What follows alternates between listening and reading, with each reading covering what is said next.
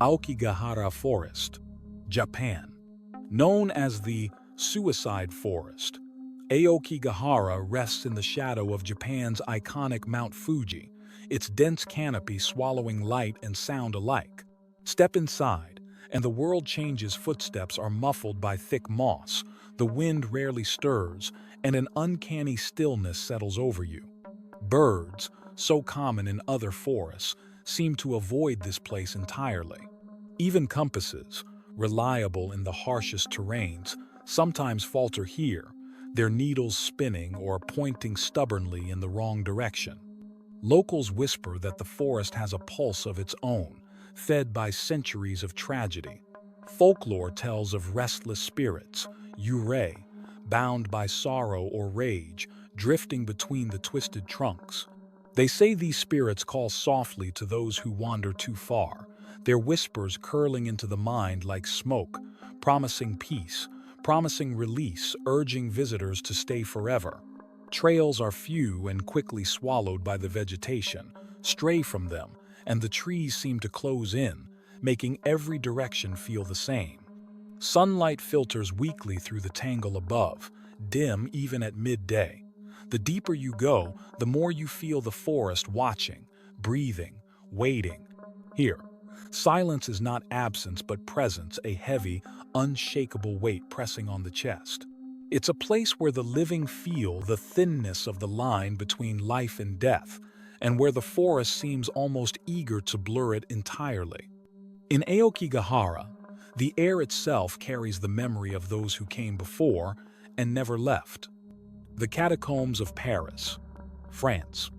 Beneath the charming streets and glittering lights of Paris lies a world far removed from the laughter of cafes and the glow of the Eiffel Tower. Hidden deep underground, an immense network of tunnels stretches for miles, lined with the carefully stacked bones of more than 6 million people. Skulls stare blankly from the walls, their hollow sockets frozen in silent witness to centuries gone by. The air here is cold, damp, and heavy, thick with the scent of stone and earth. Water drips slowly from the ceiling, each drop echoing like a clock marking time that no longer matters. Light from a torch barely pushes back the darkness, revealing endless corridors that twist and turn until all sense of direction fades. In the stillness, a strange feeling creeps in, an awareness, as though the dead are not content to simply rest. Some explorers speak of hearing faint footsteps just beyond the reach of their light, the sound matching their pace before stopping abruptly when they pause. Others claim to hear whispers, too soft to understand, yet close enough to make the skin prickle. Down here, the weight of history presses against you, the bones a silent reminder that the city above is built on layers of the dead. Every passage feels the same, and without a guide, it's dangerously easy to lose your way. Time ceases to have meaning, and the darkness feels endless. In the catacombs, you are never truly alone. Something unseen seems to walk with you, watching, waiting, just beyond the light. Island of the Dolls, Mexico. South of Mexico City, hidden among the winding canals of Xochimilco, lies a place unlike any other. A small, eerie island where hundreds of dolls dangle from the trees. Their bodies sway gently in the wind, their cracked faces stained by years of rain and sun, their empty eyes fixed on whoever dares to approach. Some are missing limbs, others are headless, their plastic skin peeling and mottled with mold. The island's grim collection began with one man, Don Julian Santana, who claimed he discovered the body of a drowned girl nearby. Haunted by her spirit, he began hanging dolls in the trees to ward her off, believing their lifeless gaze would keep her away. Over decades, the dolls multiplied, until the island became a forest of silent watchers. But visitors swear the dolls are anything but silent. At night, when the canals grow still and the moonlight filters through tangled branches, faint whispers seem to drift through the air. Some say the doll's eyes shift, tracking your every move. Others claim to have seen heads turn ever so slightly, as if following them. The air is thick and heavy, carrying the scent of damp wood and decay, and the creak of rope swaying in the wind can sound disturbingly like soft breathing. Here, surrounded by countless lifeless faces, you can't shake the feeling that you're being watched not by something alive, but by something patient. On the island of the dolls, even the silence feels alive, and it never lets you forget it. Pripyat, Ukraine. Once a thriving Soviet city just a short distance from the Chernobyl nuclear power plant, Pripyat now lies in haunting stillness, a ghost frozen in the moment disaster struck. On the 26th of April, 1986, the explosion at reactor number 4 forced the evacuation of all 50,000 residents, leaving behind schools, homes, and playgrounds abandoned in an instant.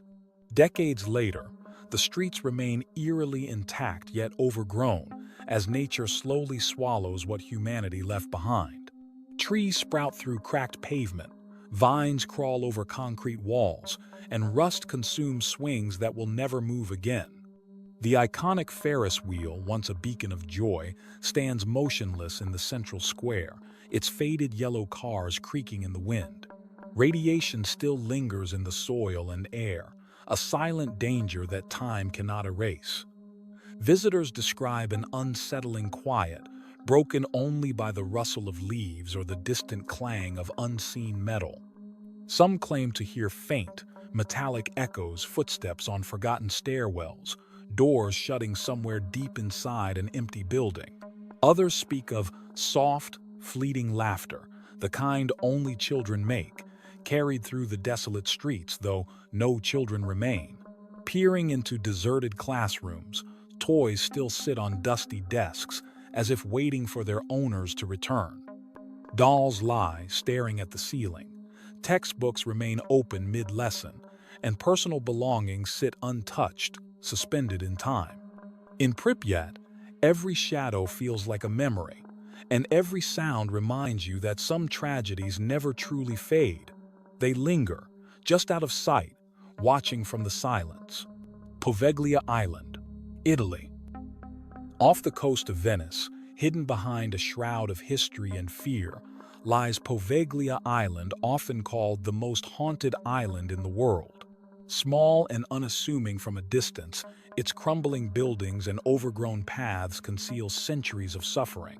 In the 18th century, it served as a quarantine station for plague victims. Those who showed the slightest sign of illness were brought here, many never to return.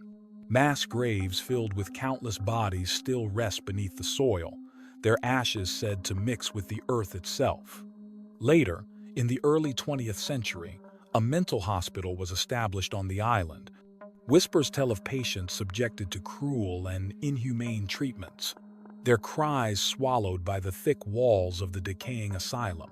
The doctor who oversaw the hospital allegedly met a mysterious end, falling or perhaps being pushed from the bell tower that still looms over the ruins.